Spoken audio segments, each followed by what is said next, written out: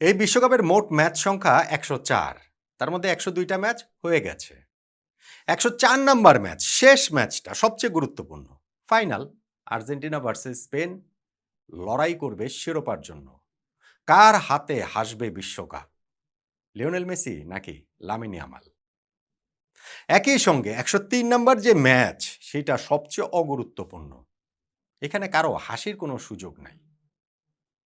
France versus England, তারা এই ম্যাচটা খেলবে মোটামুটি মনে করেন যে মরাবাড়িতে উৎসব করার মতো। মানে এই ২ টা দল বিশ্বকাপে এসেছে শিরোপা জয়ের জন্য। এই সকল ধাপ পেরিয়ে তারা সেমিফাইনাল পর্যন্ত চলে এসেছে। সেই সেমিফাইনালে তারা হেরে গেছে। শেষ হার্ডলটা অতিক্রম করতে পারেনি। সেটা পারলেই তারা ফাইনালে খেলত। এখন ২ পরাজিত সেমিফাইনালিস্ট তৃতীয় স্থান নির্ধারণী ম্যাচে খেলবে। ফ্রান্স ভার্সেস ইংল্যান্ড, এই ম্যাচের কোন রকম কোন গুরুত্ব কি আছে আমাকে বলেন তো দেখি? কোন সময় কোন ওয়ার্ল্ড কাপে আছে? ওয়ার্ল্ড কাপের আমার কাছে সবচেয়ে আননেসেসারি ম্যাচ এটাকে মনে হয়। মানে ধরেন কেউ এভারেস্ট জয়ের মিশনে নেমেছে। সেইখানে তিনি একেবারে চূড়া স্পর্শ করার ঠিক আগের ধাপটাতে মুখ থুবড়ে পড়ে গেছে। এরপর তাকে বলা হলো যে, "না, এইবার তুমি কেওক্রাডং জয় করো।" ব্যাপারটা তো এরকমই হয়ে গেল। তৃতীয় স্থানের নির্ধারণী এই ম্যাচটাতে ফ্রান্স জিতুক, ইংল্যান্ড জিতুক, তাতে আসলে কার কি যায় আসে? তাদের নিজেদেরও কি কিছু যায় আসে? যায় আসে না। অবশ্য অন্য একটা কারণে এই ম্যাচের, অন্য ২ টা কারণে বলতে পারি যে কিছুটা গুরুত্বের জায়গা রয়েছে, কিছুটা ইমোশনাল জায়গা রয়েছে, কিছুটা অ্যাচিভমেন্ট এর জায়গাও আসলে আছে। সেইটা কি এবং এই ম্যাচটার আসলে আউটকাম কি হতে যাচ্ছে সেটা নিয়ে একটু আলোচনা করতে চাই। দেখুন, ১ নাম্বার যেটা গুরুত্ব সেটা হচ্ছে গিয়ে গোল্ডেন বুটের রেস। যেই রেসটা লিড করছেন এই মুহূর্তে লিওনেল মেসি, আর্জেন্টিনার ৮ গোলের সঙ্গে তার ৪ টা অ্যাসিস্ট রয়েছে। ফলে এইখানটাতে ক্যারিয়ারে ১ম বারের মতো বিশ্বকাপে গোল্ডেন বুট লিওনেল মেসি জিতবেন কিনা, এইটা হচ্ছে গিয়ে একটা অপেক্ষার বিষয়। সমর্থকদের জন্য তো ডেফিনিটলি রোমাঞ্চনীয় অপেক্ষার বিষয়। লিওনেল মেসি এইবার গোল্ডেন বল সিউরলি জিতে যাচ্ছেন, সেটা ফাইনালের রেজাল্ট যেটাই হোক না কেন। গোল্ডেন বুটটা আসলে জিতবেন কিনা এবং সেই ক্ষেত্রে তার যে পথের কাঁটা, তারা সবাই মোটামুটি এই তৃতীয় স্থান নির্ধারণী ম্যাচটাতে খেলছেন। সবচেয়ে বড় কাঁটা কিলিয়ান এমবাপ্পে। তারও মেসির সমান ৮ গোল, কিন্তু অ্যাসিস্ট সংখ্যা ৩ টি, মেসির চেয়ে এক ধাপ পিছিয়ে রয়েছেন। ইংল্যান্ডের বিপক্ষে তৃতীয় স্থান নির্ধারণী ম্যাচটাতে সেই মেসিকে টপকে যাওয়ার at least for the time being সুযোগটা কিলিয়ান এমবাপ্পের থাকবে। ২০২২ সালে যে গোল্ডেন বুটটা তিনি জিতেছিলেন, সর্বোচ্চ গোলদাতার পুরস্কার, সেইটা তিনি এবারও ধরে রাখার মরিয়া চেষ্টা করবেন। একই রকম সুযোগ থাকছে হচ্ছে গিয়ে ইংল্যান্ডের হ্যারি কেইন ও জুড বেলিংহামের সামনে। তারাও ৬ টা করে গোল করেছেন। বেশ কিছুটা পিছিয়ে আছেন। কিন্তু তৃতীয় স্থান নির্ধারণী ম্যাচ যেহেতু অত সিরিয়াস কিছু না, অনেক সময় আমরা দেখেছি এই জাতীয় ম্যাচে অনেক, অনেক গোল হয়। ফলে তাদের সামনেও ওই সুযোগের জায়গাটা থাকতে পারে। গোল্ডেন বুট জয়ের একটা আউটসাইড চান্স থাকলেও থাকতে পারে। আমি বলছিলাম যে মেসি ক্যারিয়ারে ১ম বারের মতো গোল্ডেন বুট জয়ের হাতছানি। কিন্তু কিলিয়ান এমবাপ্পে যেমন গতবার জিতেছেন, হ্যারি কেইন তার আগেরবার ২০১৮ সালে জিতেছেন। ফলে তাদের সামনে দ্বিতীয় গোল্ডেন বুট জয়ের সুযোগ রয়েছে। আজকের এই ম্যাচটাতে ফ্রান্স ভার্সেস ইংল্যান্ড, সেইখানে ১ম একাদশের অনেক খেলোয়াড়কে আমরা বিশ্রামে দেখব। কিন্তু আমার মনে হয় এই ৩ জন তারা এই একাদশে থাকবেন এবং তারা আসলে স্পেশালি এমবাপ্পে তো অবশ্যই, কোন রকম কোন ডাউট নেই। ইংল্যান্ডের বেলিংহাম না হলেও হ্যারি কেইন তিনি আসলে ওই গোল্ডেন বুটটার জন্য নিশ্চিতভাবেই আসলে এই জায়গাটাতে ঝাঁপাবেন। সেটা হচ্ছে গিয়ে একটা গুরুত্ব। এবং আরেকটা গুরুত্ব সেটা হচ্ছে কি দিদিয়ের দেশমের লাস্ট ম্যাচ ফ্রান্সের কোচ হিসাবে। ২০১২ সালে তিনি দায়িত্বটা নিয়েছেন। এই ১৪ বছর যে দায়িত্বে ছিলেন তার মধ্যে ২০১৮ বিশ্বকাপ ফ্রান্সকে জিতিয়েছেন, ২০২২ এর ফাইনালে তুলেছেন এবং এইবার ওভারওয়েলমিং ফেভারিট হিসেবে এসে সেমিফাইনালে তারা হেরে গেছে স্পেনের কাছে। ফলে দিদিয়ের দেশমের আগেই ঘোষণা দিয়েছেন যে তিনি এইটাই তার লাস্ট টুর্নামেন্ট, এরপরে জিনেদিন জিদান হয়তোবা ফ্রান্সের দায়িত্বটা নিবেন কোচের। সেটা আরেকটা ফ্যাসিনেটিং ব্যাপার হবে। কিন্তু দিদিয়ের দেশমের শেষটা যেরকম রূপকথার মতো তিনি করতে চেয়েছিলেন সেটা করতে পারেননি। ইনফ্যাক্ট তার এই টেনিউরটাতে ইউরোও জিততে পারেননি। নেশনস লিগ একবার জিতেছিলেন।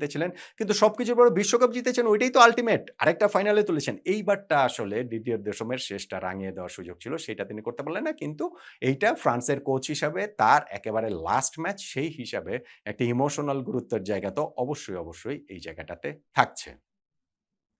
তৃতীয় স্থান নির্ধারণী ম্যাচটা আমি বলছিলাম যে অগুরুত্বপূর্ণ। কিন্তু ইংল্যান্ডের জন্য ধরেন, মানে যদি গুরুত্ব খুঁজে বের করতে চাই, তাহলে ১৯৬৬ বিশ্বকাপটা যে তারা জিতেছে, তারপরে সবচেয়ে ভালো রেজাল্ট করার সুযোগ তাদের এইবার। হ্যাঁ, সেমিফাইনালে আর্জেন্টিনার কাছে তারা যেভাবে হেরেছে, যেভাবে রিট্রিট করেছে, যেভাবে সারেন্ডার করে দিয়েছে ১ গোল করে দিয়ে, তাতে কোচ টমাস টুখেলের ওই স্ট্র্যাটেজি নিয়ে, বাস পার্ক করার স্ট্র্যাটেজি নিয়ে, সবাইকে ডিফেন্সে নামিয়ে দেওয়ার স্ট্র্যাটেজি নিয়ে বহু, বহুকাল চর্চা আসলে হবে।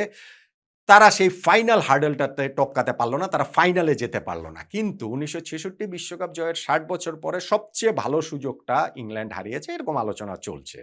সবচেয়ে ভালো রেজাল্টের সুযোগটা কিন্তু এখনো তাদের রয়েছে। ৬৬ র পর ২ বার ইংল্যান্ড সেমিফাইনাল খেলেছে ১৯৯০ এবং ২০১৮।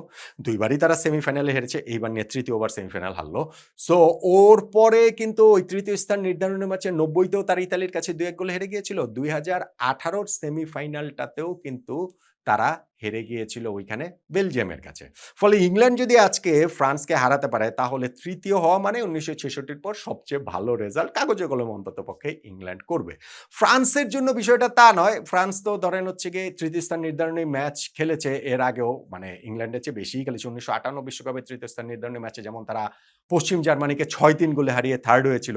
যেইখানে জাঁ ফতে তিনি ৪ গোল করেছিলেন। ওই যে এক বিশ্বকাপে যে ১৩ গোলের মধ্যে এই তৃতীয় স্থান নির্ধারণী ম্যাচে তার ৪ গোল ছিল।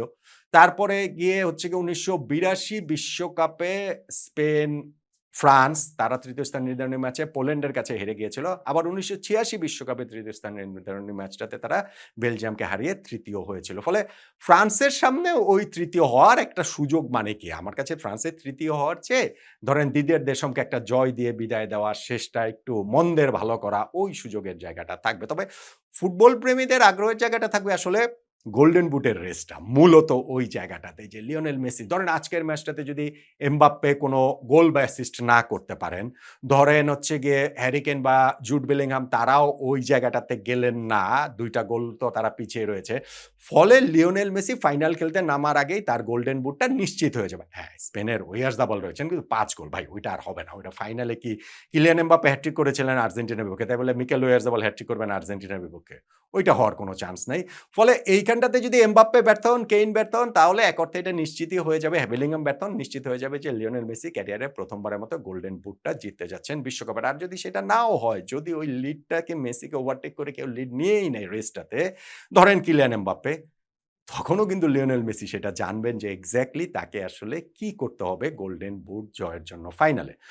গোল্ডেন বুট জয়ের জন্য কি করতে হবে সেইটা জেনে নিশ্চয়ই আর লিওনেল মেসি ওইটার জন্য বাড়তি কোনো প্রেরণা তার থাকবে না। আর্জেন্টিনাকে বিশ্বকাপ জেতাতে হবে সেই প্রেরণাটাই আসলে যথেষ্ট এবং সেই পথ ধরে গোলে অ্যাসিস্টে গোল্ডেন বুটটা এমনিতেই তার হয়ে যাবে। তৃতীয় স্থান নির্ধারণী ম্যাচে শুধুমাত্র দেখার বিষয় যে লিওনেল মেসি সেইটা ফাইনালের আগেই নিশ্চিত হয় নাকি ফাইনালের পরে তিনি নিশ্চিত করেন। আর যে ম্যাচটা সেইখানটাতে আমি বলছিলাম যে ২ দলেরই রিজার্ভ বেঞ্চের প্লেয়াররাই খেলবে। এই ওয়ার্ল্ড কাপে যাদেরকে সেভাবে কোচরা সুযোগ দিতে পারেন নাই তারাই খেলবেন। মোটামুটি সবাই আসলে খেলবেন এবং আমার ধারণা ধরেন এমবাপ্পে, কেইন তাদেরও যদি গোল্ডেন বুটের হিসাব না থাকতো তাহলে তারাও একাদশে খেলতেন না। এখনো খেলবেন নিশ্চিত আমি সেটা বলছি না। কিন্তু আমার মনে হয় যে তারা আসলে শেষ পর্যন্ত গিয়ে খেলবেন। ফলে একটা এন্টারটেইনিং ম্যাচ দেখার প্রত্যাশা আসলে করছি। ইংল্যান্ড যেমন ওই যে কুঁকড়ে গিয়েছিল আর্জেন্টিনার বিপক্ষে ১ গোল করে দিয়ে বা ফ্রান্স যেমন স্পেনের বিপক্ষে সেমিফাইনালে কোনো চান্সই পায়নি। ওরকম না হয়ে একটা ফুটবল তো এখন অনেক বেশি মেথডিক্যাল হয়ে গেছে, অনেক বেশি মানে রোবটিক হয়ে গেছে।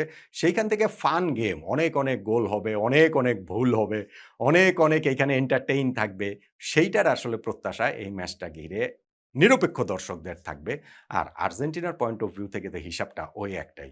লিওনেল মেসির গোল্ডেন বুটটা এই ম্যাচটাতেই তৃতীয় স্থান নির্ধারণী ম্যাচেই নির্ধারিত হয়ে যাক। আর্জেন্টিনা না থেকেও, লিওনেল মেসি না থেকেও এই ফ্রান্স ভার্সেস ইংল্যান্ড ম্যাচটাতে ওইভাবেই গোল্ডেন বুটের হিসাবটাতে